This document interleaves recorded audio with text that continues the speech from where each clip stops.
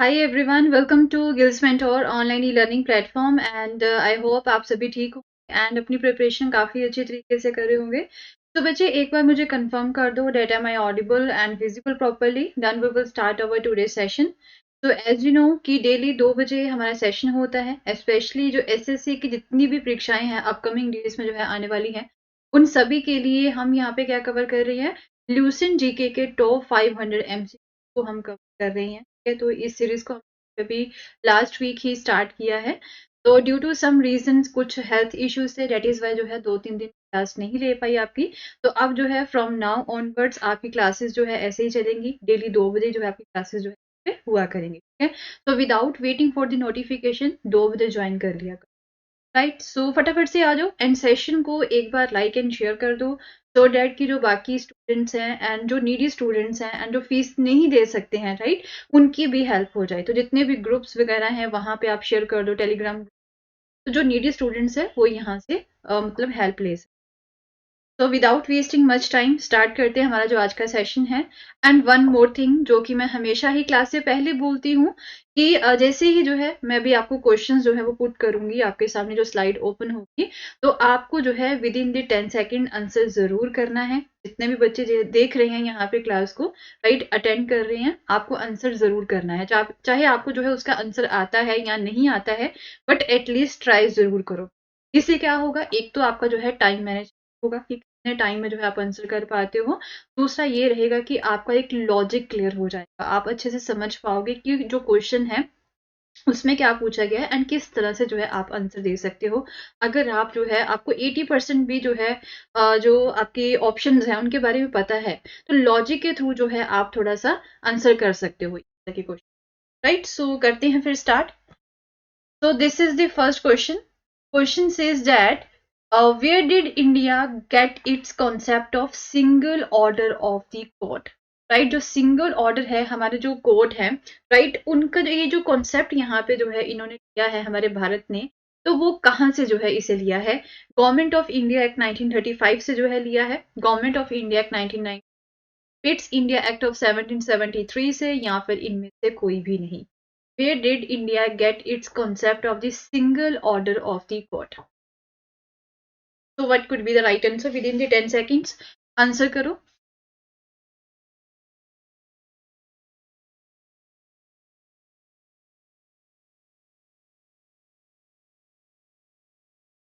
तो इसका जो राइट आंसर रहेगा that is the option A. Right, जो गवर्नमेंट ऑफ इंडिया एक्ट है 1935 का, उसी के थ्रू जो है सिंगल ऑर्डर ऑफ जुडिशरी जो है वो यहाँ से इन्होंने बोरो किया है। ठीक है, so option A is the right answer. इसमें जो है सबसे ऊपर किसके पास पावर्स होती हैं?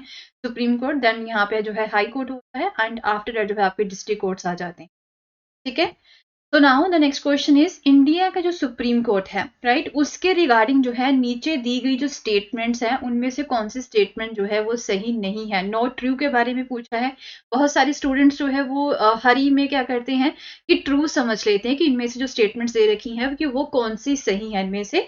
तो अच्छे से पढ़ना है, ठीक है, डेट इज वाई बोलती हूँ कि आंसर जरूर किया करो। So which of the following statement is not true about India supreme court? Option ये बोलता है कि आर्टिकल 124 से लेके 147 एंड जो पार्ट जो है इसका फिफ्थ जो है इंडियन कॉन्स्टिट्यूशन का, उसमें जो सुप्रीम कोर्ट की कॉम्पोजिशन एंड पावर्स के बारे में बात की हुई है।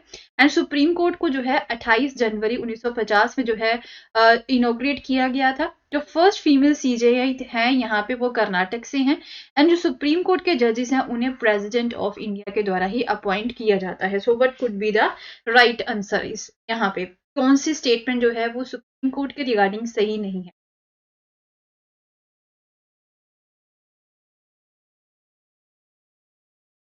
तो the right answer should be the option C. ठीक है, तो आर्टिकल 124 से 147 हो गया एंड भाग फिफ्थ हो गया इसका, राइट, उसमें जो है आपको सुप्रीम कोर्ट के बारे में पढ़ने को मिलेगा। 28 जनवरी 1950 को जो है लागू किया गया था। एंड जो जजेस है सुप्रीम कोर्ट के, उन्हें अपॉइंट कौन करता है? हमारे भारत के राष्ट्रपति अपॉइंट करते हैं। पर जो सी स्टेटमेंट है वो गलत है, क्योंकि अभी तक कोई भी हमारे देश में फीमेल चीफ जस्टिस जो है वो नहीं रही है। ठीक है, सो ये चीज भी आपको याद रखनी। तो ऑप्शन सी जो है वो गलत है। So now the next question is, Which statement is not correct regarding the tenure of judges of the Supreme Court? अब इसमें से जो है आपको फिर से देखना है कि सुप्रीम कोर्ट के रिगार्डिंग जो यहाँ पे टेन्योर होती है जजेस की, वो कौन सी स्टेटमेंट जो है गलत है। कहते हैं कि till the age of 65 years तक जो है जज यहाँ पे काम कर सकते हैं। एंड सुप्रीम कोर्ट के जो जजेस होते हैं वो अपना जो रेजिग्नेशन है वो चीफ जस्टिस को दे सकते हैं, ठीक है, या फिर on the recommendation of the parliament उन्हें जो है रिमूव किया जा सकता है बाय द प्रेसिडेंट। एंड और सुप्रीम कोर्ट जज है उन्हें ओनली कंडीशन ऑफ मिसकंडक्ट के ऊपर ही जो है रिमूव किया जा सकता है। तो कौन सी स्टेटमेंट उन टेन्योर के रिगार्डिंग सही नहीं? ए, बी, सी या फिर डी में से कौन सी स्टेटमेंट सही नहीं?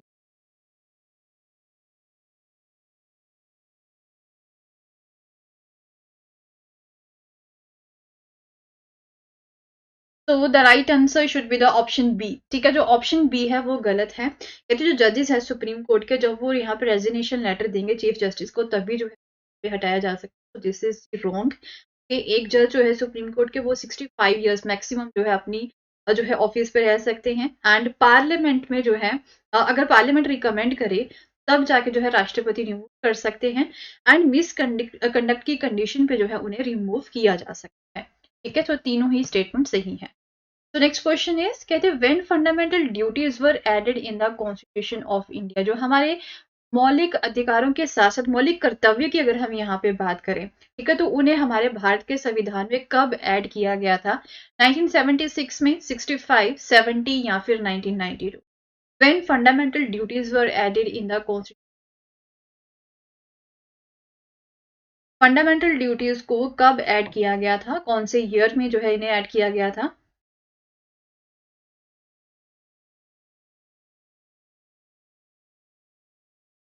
तो the right answer should be the option ए, 1976 में जो है इन्हें ऐड किया गया था हमारे भारत के संविधान में।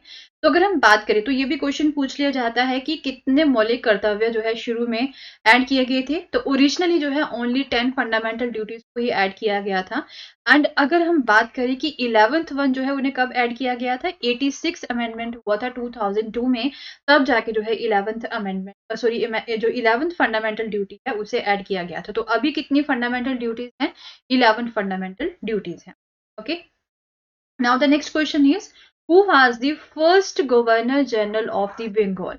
बंगाल के पहले गवर्नर जनरल कौन से थे? Roger Drake, Warren Hastings, Lord Cornwallis या फिर sir John Shore? Quick quick, बहुत ही इजी क्वेश्चंस हैं, फटाफट से आंसर करो। Who was the first governor general of the Bengal? तो Roger Drake, Warren Hastings, Lord Cornwallis या फिर सर जॉन शोर? तो इसका जो राइट आंसर रहेगा it should be the option B, that is the Warren Hastings, ठीक है। सो बंगाल के जो पहले गवर्नर जनरल थे वो कौन से थे? Warren Hastings. तो ये जो गवर्नर जनरल की उपाधि जो है उन्हें कब दी गई थी? एक्चुअल में क्या हुआ था कि 1773 ब्रिटिश पार्लियामेंट है उन्होंने रेगुलेटिंग एक्ट जो है वो पास किया था, ठीक है। इसी एक्ट के थ्रू जो है यहाँ पे इस पोस्ट को क्रिएट किया गया था, किसका? गवर्नर जनरल की जो है पोस्ट को क्रिएट किया गया था। इससे पहले क्या होता था? गवर्नर्स हुआ करते थे स्टेट में, ठीक है। फिर बाद में जो है गवर्नर जनरल बनाया गया था। तो इस गवर्नर जनरल के साथ जो है 4 काउंसलर्स जो हैं वो भी यहाँ पे अपॉइंट किए जाएंगे गवर्नर जनरल की हेल्प के लिए, ठीक है। कहाँ पे? फोर्ट विलियम कैलकाटा जो है वहां पे जो है इन्हें बिठाया जाएगा। एंड इन्हें कंबाइंडली क्या बोला जाता था? गवर्नर जनरल ऑफ इंडिया के साथ जो उनके काउंसलर्स थे इन सब के लिए ज्वाइंटली जो है एक वर्ड यूज किया जाता था, that is the governor general council, ठीक है। तो लॉर्ड वॉरेन हेस्टिंग जो थे वो पहले गवर्नर थे बंगाल। तो इस तरह से option right answer. Next question is, father of civil services के नाम से जो है किन्हें जाना जाता है?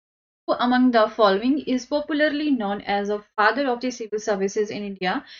Cartier, Harry Wellist, Lord Cornwallis या फिर Warren Hastings? Father of the civil services किन्हें बोला जाता है?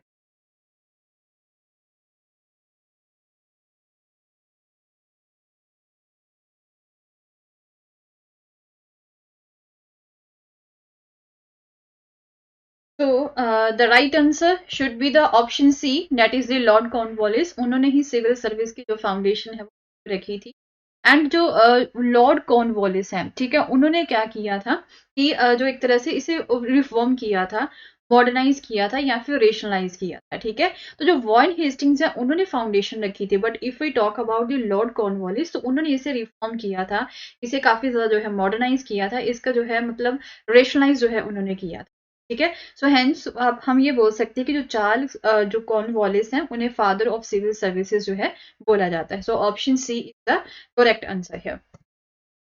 तो इसमें से जो है आपको दो सेट दे रखे हैं, इन्हें आपको जो है मैच करना है कि वॉरेन हेस्टिंग्स जो है किसके साथ जो है मैच करते हैं, Lord Cornwallis, Sir John Shore and Lord Wellesley. Set two जो है उसमें उन्होंने बताया हुआ है subsidiary alliance system, policy of the non interference, permanent settlement in Bengal या फिर एबोलिश द ड्यूअल सिस्टम। मतलब इन्होंने क्या क्या कार्य किए थे, क्या क्या काम किए थे। तो ये जो है कोड है यहाँ पे, इनमें आपको करना है। तो कौन सा कोड जो है इनमें से सही रहेगा?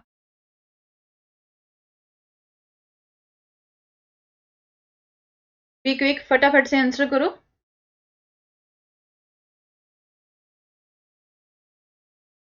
तो the right answer should be the option ए, ठीक है। ऑप्शन ए जहाँ पे सही है। क्या था यहाँ पे कि जो वॉरेन हेस्टिंग्स है उन्होंने जो ड्यूअल सिस्टम है उसे खत्म किया था। एंड लॉर्ड कॉर्नवालिस की अगर हम बात करें तो उन्होंने जो परमानेंट सेटलमेंट सिस्टम है बंगाल में उसे स्टार्ट किया था। सर जॉन शोरे जो है वो नॉन इंटरफेरेंस की पॉलिसी के लिए जाने जाते हैं। And Lord Wellesley subsidiary alliance system के लिए जाने जाते हैं। तो option A should be the right answer. Now the next question is, who among the following British Governor General abolished the slavery in India? कहते कि कौन सा ब्रिटिश गवर्नर जनरल है जिसने जो है जो गुलामी की प्रथा थी उसे खत्म किया था हमारे भारत में? लॉर्ड एलनबॉर ने, sir Charles Metcalfe, Lord Auckland या फिर लॉर्ड एमहर्स्ट ने? Who among the following British Governor General abolished the slavery in India? Lord Ellenborough, sir Charles Metcalfe, Lord Auckland या फिर Lord Amherst?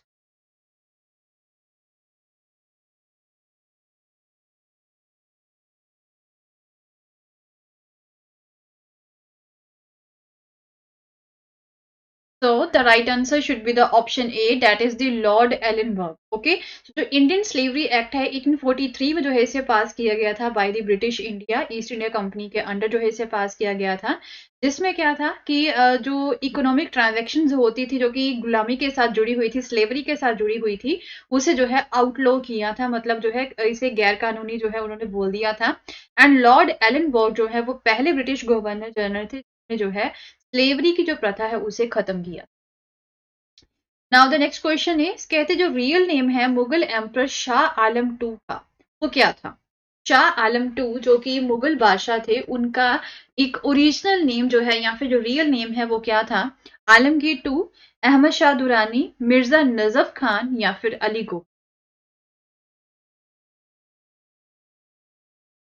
The real name of the Mughal emperor Shah Alam two was Alamgir two, Ahmad Shah Durrani, Mirza Najaf Khan और the Ali go?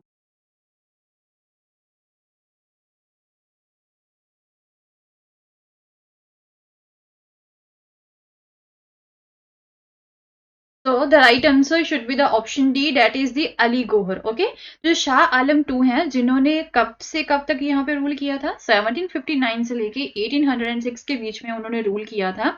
And उनका जो original name है it was the Ali Gohar. तो option D should be the right answer.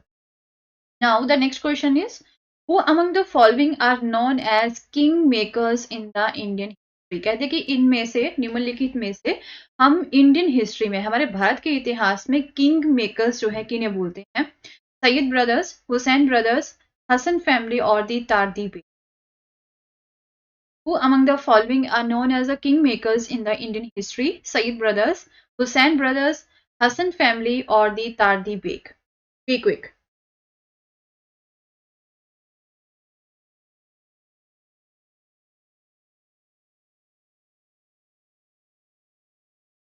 तो the right answer should be the option ए। सभी जानते हैं कि सैयद ब्रदर्स जो हैं वो किंग मेकर्स बन गए थे, वो अपनी मर्जी चलाते थे एंड अपनी मर्जी से जो है एक तरह से पपेट रूलर जो होते हैं, राइट, पपेट रूलर जो होते हैं उन्हें यहाँ पे गद्दी पे बिठाते थे। एंड जो रूलर जो है उनके खिलाफ आवाज उठाता था उन्हें जो है वो हटा देते थे एंड अपनी मर्जी का एक नया रूलर वहां बिठा देते। ठीक है, तो सईद ब्रदर्स को यहाँ पे जो है क्या बोला जाता है? King makers. तो कौन, क्या नाम थे उनके एक्चुअल में? नवाब सैयद हुसैन अली एंड उनके ब्रदर थे Abdullah Khan Barha. Right, they were the king makers in the later Mughal period में।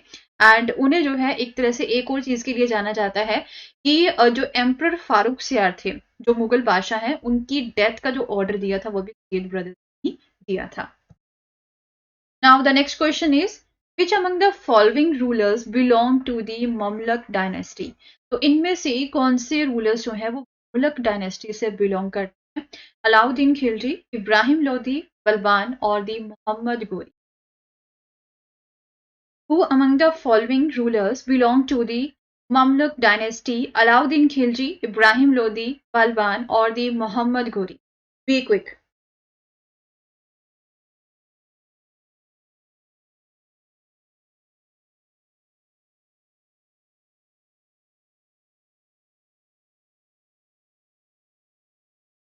So the right answer should be the option C, that is the Balban. Okay, जो ममलुक डायनेस्टी है तो they was directed into the northern India, right, northern India की तरफ जो है वो आए थे, उत्तर भारत की तरफ आए थे। किसके द्वारा जो है लेके आए थे उन्हें? कुतुबुद्दीन ऐबक जो है, जो कि एक टर्क थे।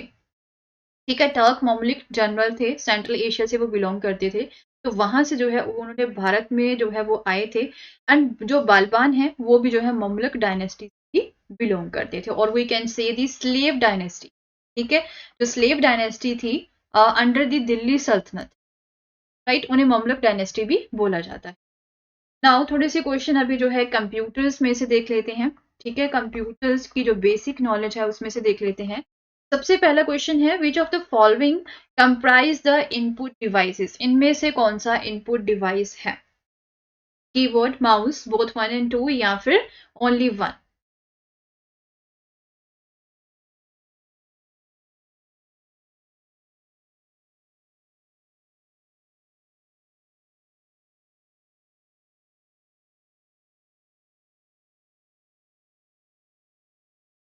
तो ऑब्वियसली सभी जानते ही हैं that both 1 and 2 will be the right answer. Devices like keyboard, mouse हो गया, राइट, ये जो है डाटा को इनपुट करने के लिए जो है यूज किया जाता है, एंड कंप्यूटर्स को इंस्ट्रक्शंस देने के लिए नहीं किया जाता है। डेट इज वाई जो है ये क्या है, these are known as the input devices. So option C should be the right answer. Now the next question is what was UNIVAC. तो आपने ये टर्म सुनी होगी, यूनिवैक, राइट, तो ये एक तरह से शॉर्ट फॉर्म है। तो ये क्या है? एक कंप्यूटर है, एक सुपर कंप्यूटर है, और एक सॉफ्टवेयर प्रोग्राम है, या फिर कंप्यूटर मैन्युफैक्चरर थे? क्या था ये? What was UNIVAC? A computer, a super computer, एक सॉफ्टवेयर प्रोग्राम, और a computer manufacturer.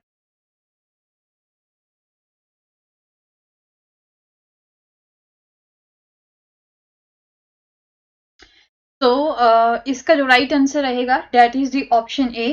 This was a computer. ठीक है, एक जनरेशन थी हमारी 1940s में जो है जो उस जनरेशन के कंप्यूटर्स को हम क्या बोलते थे? यूनिवैक बोलते थे। एंड अगर हम बात करें कि इनकी फुल फॉर्म क्या है यूनिवैक की, that is the universal automatic computer. Universal automatic computer जो है इसकी फुल फॉर्म है। 1940s में इसे इनोवेट किया था, और वी कैन से कि ये first commercially successful computer. Okay, now the next question is जो वन निबल है, राइट, वो कितने बिट्स या फिर बाइट्स के जो है बराबर होते हैं, या फिर किलोबाइट्स के बराबर? One nibble is equal to 4 bits, 4 bytes, 8 bytes, 8 kilobytes.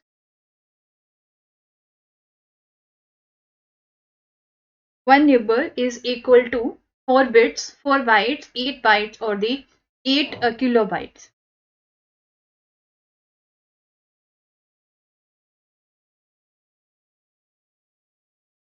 So the right answer should be the option A, that is the 4 bits. ठीक है, कंप्यूटिंग में अगर हम बात करें कि जो एक निबल होती है, राइट, वो क्या होती है? उसमें 4 बिट्स होती है। So there are 16 possible value. So a nibble जो है वो सिंगल हेक्साडेसिमल डिजिट होती है। ठीक है, सो वी कैन से एक निबल जो होता है ये 4 बिट्स के बराबर होता है। तो now the next question is एक हम बोल सकते हैं कि स्टैटिक जीके है ये क्वेश्चन जो है। कहते कि जो फ्लेमिंगो फेस्टिवल है उसे कौन सी स्टेट में सेलिब्रेट किया जाता है? तो फ्लेमिंगो फेस्टिवल जो है इससे कौन सी स्टेट में सेलिब्रेट किया जाता है? आंध्र प्रदेश, कर्नाटक, केरला, या फिर बिहार में? The flamingo festival is celebrated in, कहाँ पे इसे सेलिब्रेट किया जाता है?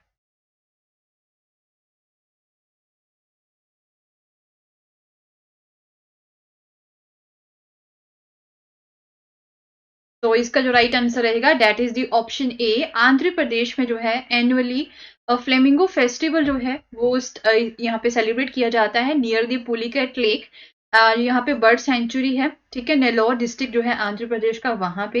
एंड इसे जो है हर साल सेलिब्रेट किया जाता है सो डैट कि जो वहाँ के लोग हैं वो इकट्ठे हों एंड या फिर जो वेरियस डिपार्टमेंट्स हैं पुलिकेट लेक की वो जो प्रिजर्व करते हैं, राइट, उन सभी को इकट्ठा किया जाता है। तो अप्रोक्सीमेटली यहाँ पे बोला जाता है कि 15,000 जो फ्लेमिंगोज हैं वो इस लेक को विजिट करती हैं। तो फ्लेमिंगोज के अलावा यहाँ पे और भी कई सारे जो है पक्षी होते हैं, पेलिकैंस, किंगफिशर्स हो गए, हिरन्स हो गए, पेंटेड स्टॉक, स्पून बिल्स हो गए, डक्स हो गए, तो वो भी जो है इन्हें यहाँ पे विजिट करते हैं। So option A should be the right answer. Now the next question is, in which of the famous temple of Tamil Nadu Shiv worshipped as a Natraj? Okay, कौन सा फेमस टेम्पल है यहाँ पे तमिलनाडु में, यहाँ पे जो भगवान शिव है उन्हें एक नटराज की फॉर्म में जो है उनकी पूजा की जाती है? मदुरई, तंजौर, चिदम्बरम और नन ऑफ द अबव। कौन सा टेम्पल है यहाँ पे तमिलनाडु? यहाँ पे भगवान शिव की जो पूजा है वो एक नटराज की form.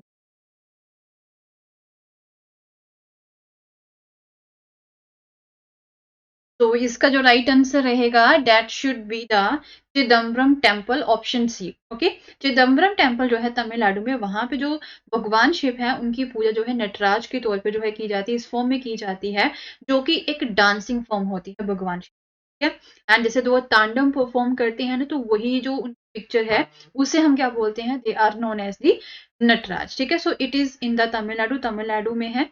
And the temple is said to be in the centre of the world magnetic equator, right, जो वर्ल्ड का हमारा एक इक्वेटर है ना उसके बिल्कुल सेंटर में है, ठीक है। तो now the next question is, which of the following pair matches correctly? तो इनमें से जो है आपको जो पेयर हैं दे रखे हैं उन्हें अच्छे से जो है आपको देखना कि कौन सा पेयर जो है करेक्टली मैच करता है। जो कुचिपुड़ी है ये जो है हमारे इंडियन क्लासिकल डांस फॉर्म्स है उनके बारे में है। तो इंडियन क्लासिकल डांस फॉर्म जो कुचिपुड़ी है, राइट, ये उड़ीसा में, भरतनाट्यम तमिलनाडु, कथक केरला, कथकली उत्तर प्रदेश।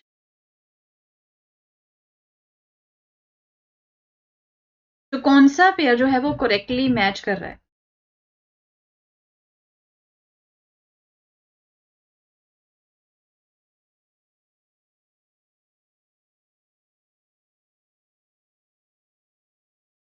तो the right answer should be the option B, that is the जो भरतनाट्यम है उसे तमिलनाडु में परफॉर्म किया जाता है।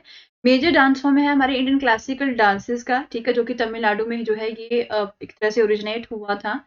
तो अगर हम बात करें कि नॉर्दर्न इंडिया में वैसे बोला जाता है कि जो कथक है, राइट, जो कथक का ओरिजिन है it is traditionally attributed to the northern India, ठीक है, नॉर्दर्न इंडिया में जो है ये स्टार्ट हुआ था। एंड कुचिपुड़ी की अगर हम यहाँ पे बात करें तो ये आंध्र प्रदेश में परफॉर्म किया जाता है। And if we talk about the Kathakali तो ये साउथ इंडियन स्टेट जो है हमारी केरला की वहां पे से परफॉर्म किया जाता है। So option B is the right answer.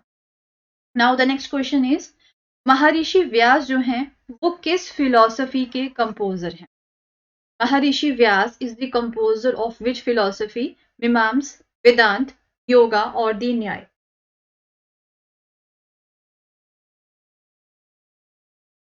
Maharshi Vyas is the composer of which philosophy? Mimamsa, Vedanta, yoga और दी न्याय।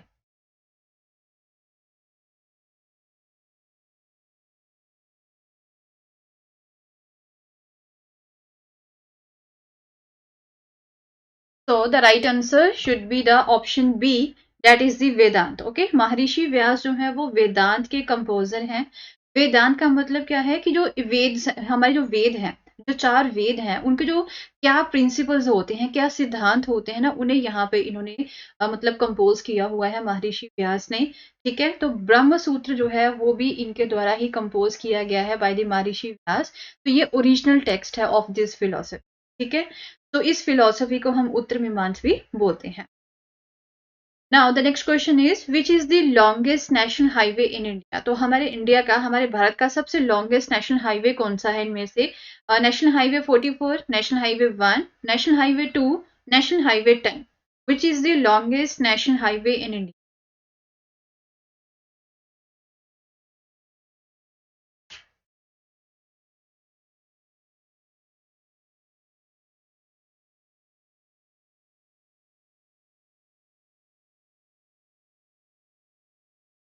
तो इसका जो राइट आंसर रहेगा that is the option A, that is the NH44 और नेशनल हाईवे 44 जो है लॉन्गेस्ट हाईवे है।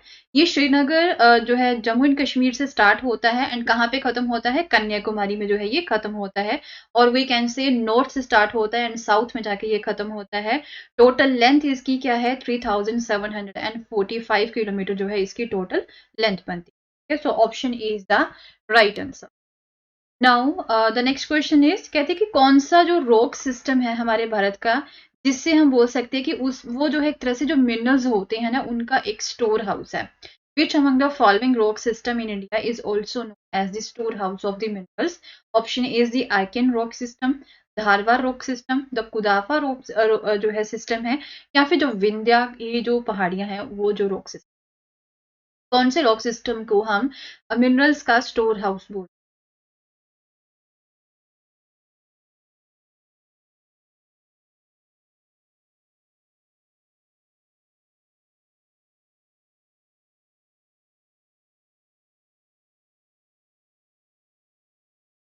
तो the right answer should be the option B, that is the Dharwad system जो है राइट। वो बोलते हैं कि जो मेटामॉर्फिक सेडिमेंट्री रॉक्स होती है ना, अगर आपने ज्योग्राफी को अच्छे से कवर किया, अगर नहीं किया है तो ये जो कॉन्सेप्ट आप ज्योग्राफी के जो NCERTs है ना तो वहां से कवर कर सकते हो, अच्छे से समझ जाओगे कि क्या होती है मेटामॉर्फिक रॉक्स। एक साइकिल होता है इग्निशियस टाइप की रोल्स, मेटामॉर्फिक सेडिमेंट्री रॉक्स है तो वो क्या होती है, ठीक है। तो इन्हें धारवाड़ सिस्टम बोला जाता है क्योंकि जो कर्नाटक का धारवाड़ रीजन है राइट, वहां पे इसे सबसे पहले स्टडी किया गया, ठीक है।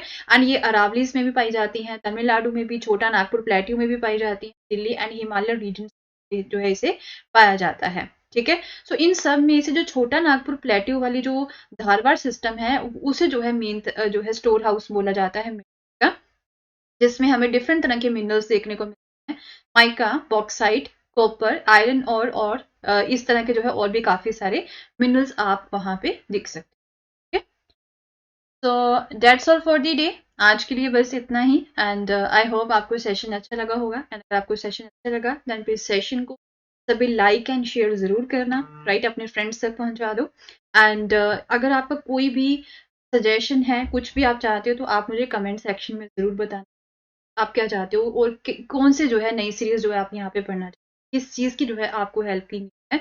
तो बाकी सिमिलरली जो है हम 2 बजे कल फिर से जो है इसी तरह से जो है हम इस सीरीज को आगे कंटिन्यू करें, राइट। तो thank you so much, have a nice day.